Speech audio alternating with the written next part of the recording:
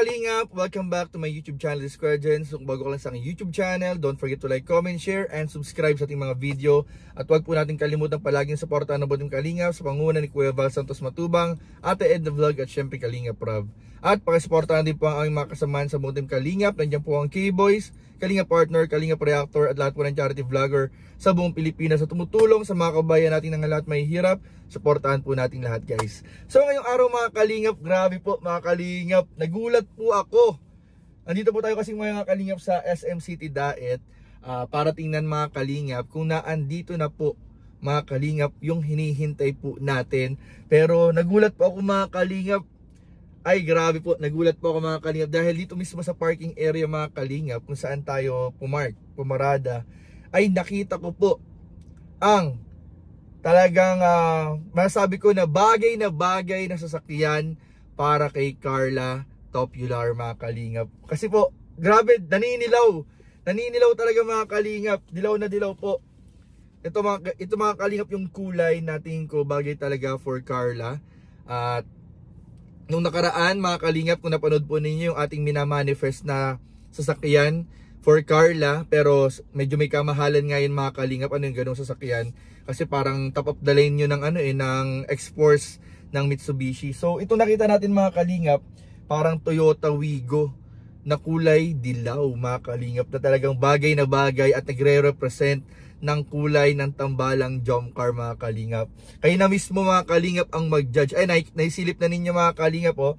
Naisilip ninyo dyan sa gilid ko. Ayan, nasa gilid ko mga kalingap yung sasakyan na kulay dilaw. Pero mga kalingap, grabe, pag nakita nyo po mga kalingap yung buong itsura ng sasakyan, ay masasabi nyo mga kalingap mismo na bagay yung ganyang sasakyan. Tsaka Toyota Wigo yata ito mga kalingap eh. Mas kung compare natin yung presyo niya doon sa X-Force Mitsubishi na top of the line, siguro mas mura-mura ito. So mas malaki yung tsansa kung ganito ang ireregalo ng mga taga-suporta kay Carla, ay tingin ko kakayanin mga kalingap, kasi mas mura ito, tsaka mas maliit at mas madaling i-drive. So tingin ko mas madali siya i-drive.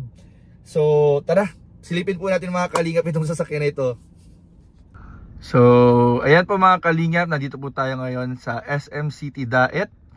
At nakapark po tayo ngayon mga kalingap. Ayan po, ang dami po sasakyan mga kalingap. Makikita nyo naman po, ang dami sasakyan sa parking area po tayo. At sa hindi inaasahang pangyayari, ay nakita ko po itong kulay dilaw na sasakyan mga kalingap. Ayan po. Ay grabe guys, napakaganda. Ayan oh, Toyota Wigo na kulay dilaw.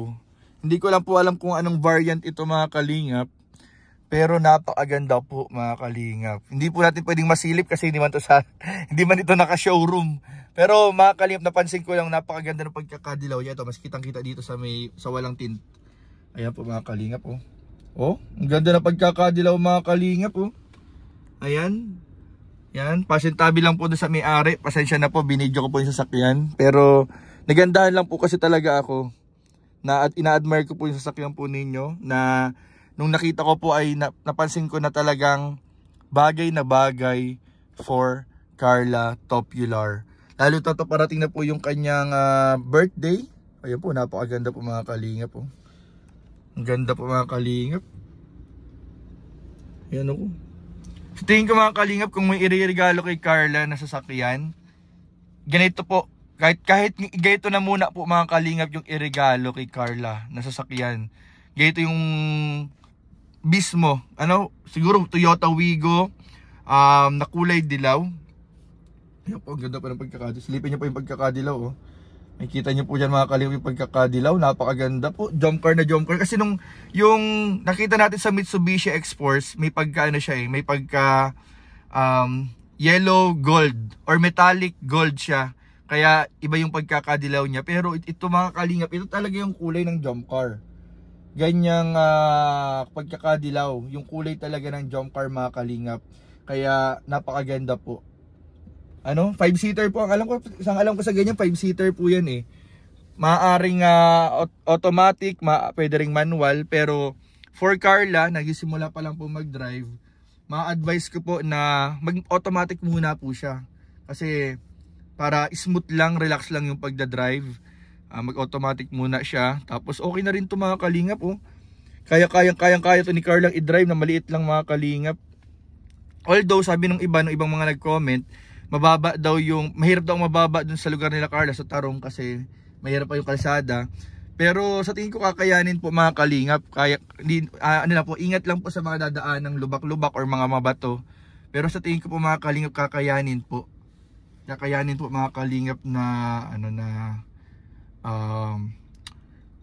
ma-drive to hanggang sa Tarong mga kalingap. So ayan, oh.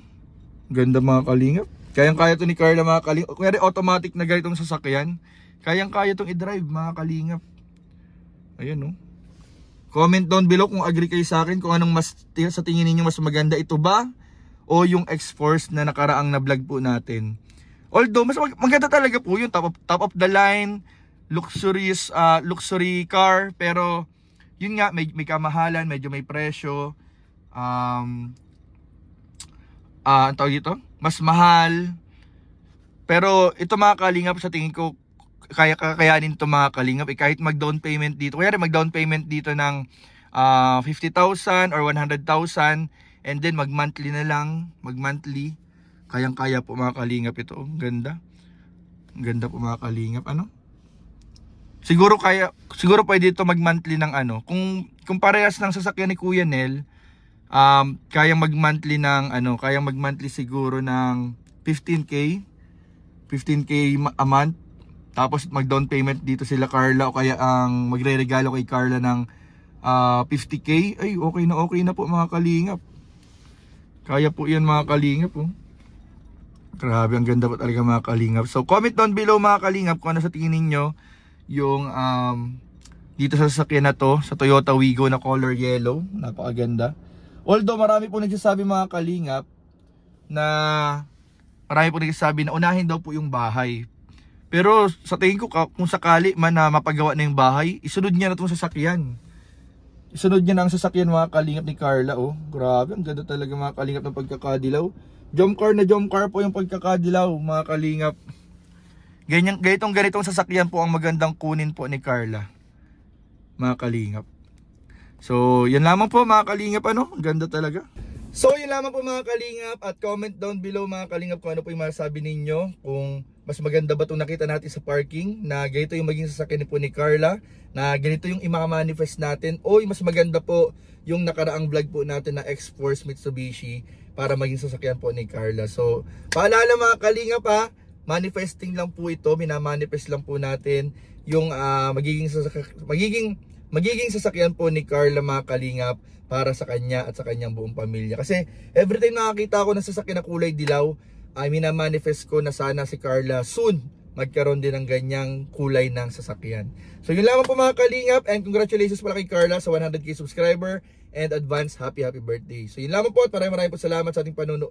At maraming po salamat sa inyong panunood. Please don't forget to like, comment, share, and subscribe sa ating mga video. Maraming po salamat. God bless. Bye-bye.